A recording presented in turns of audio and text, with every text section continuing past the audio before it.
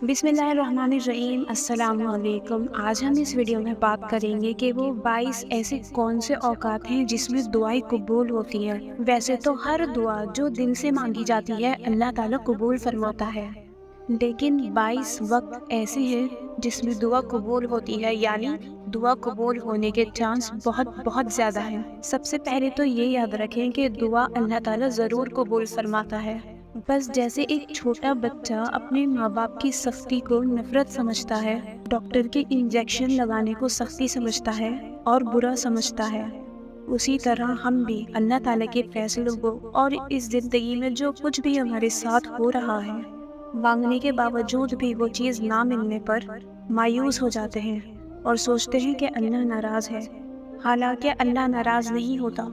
हम ये समझते हैं कि अल्लाह दुआएं कबूल नहीं कर रहा, हालांकि ऐसा नहीं है। अल्लाह दुआएं कबूल करता है। जिस तरह वो बच्चा नहीं समझ पाता, उसी तरह हम भी अल्लाह की मोहब्बत को समझ नहीं पाते हैं। दुआ मांगना ना छोड़ें, दुआ अल्लाह ताला को बहुत पसंद है। आइए जानते हैं कि वो 22 टाइम्स कौन कौन से हैं जिसमें दुआ कबूल होती है। नंबर 1, अजान के टाइम। जब अजान का वक्त होता है तो दुआ कबूल होती है। जब अजान हो रही हो तो हमें अजान का जवाब देना चाहिए, और अजान का जवाब देने के बाद हम दुआ कर सकते हैं। और दुआ करने के लिए ज़रूरी नहीं है कि आप हाथ उठाएं, बल्कि आप दुआ दिल ही दिल में भी कर सकते हैं, बगैर हाथ उठाए, ज़ुबान से भी कर सकते हैं। नंबर 2, अजान और इकामत के दरमियान।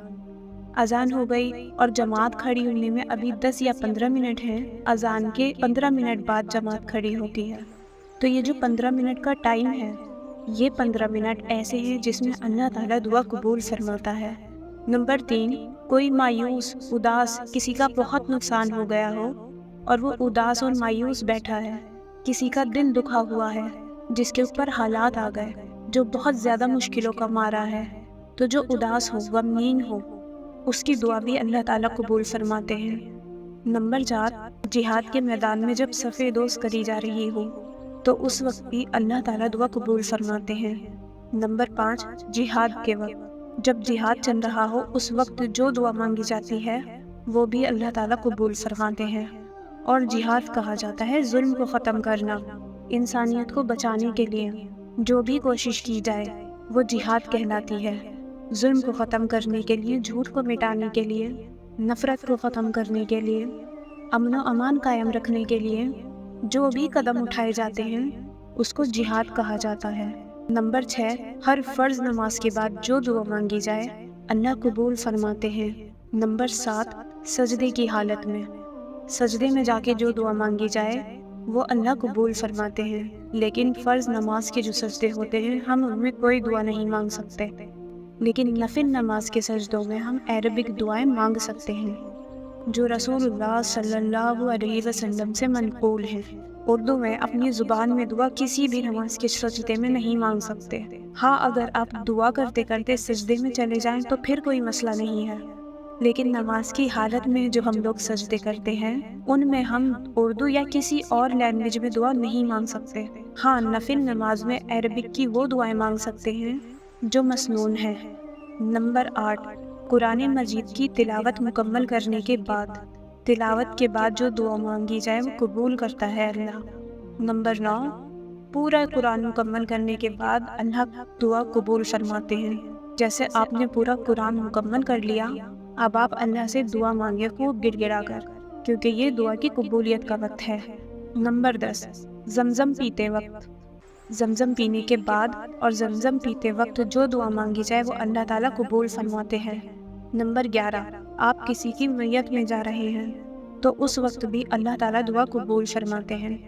नंबर 12, सुबह के वक्त फजर की नमाज पढ़ने के बाद आप दुआ मांगें, वो अल्लाह ताला कबूल फरमाते हैं। नंबर 13, बहुत सारे मुसलमान किसी इज्तिमा में, दीनी सिलसिले में जमा हैं, तो उस वक्त जो दुआ मांगी जाए अल्लाह ताला कबूल फरमाते हैं। नंबर 14, ज़िक्र की मजलिस में, जिस मजलिस में अल्लाह ताला का ज़िक्र हो रहा हो, उस मजलिस में जो दुआ मांगी जाती है वो अल्लाह ताला कबूल फरमाते हैं। नंबर 15, जुम्मे वाले दिन, जुम्मे वाले दिन अल्लाह ताला दुआ कबूल फरमाते हैं। नंबर 16, शब कद्र में अल्लाह ताला दुआ कबूल फरमाते हैं। नंबर 17, सफ़र के दरमियान, جو دعا مانگی جائے اللہ تعالیٰ قبول فرماتے ہیں۔ سفر کے درمیان دعا ضرور مانگا کریں۔ نمبر 18، ماں باپ جو اپنے بچوں کے حق میں دعا کرتے ہیں اللہ تعالیٰ وہ دعا قبول فرماتے ہیں۔ اسی لیے ماں باپ کو یہ کہا گیا کہ اپنے بچوں کو بد دعا کبھی مت دو۔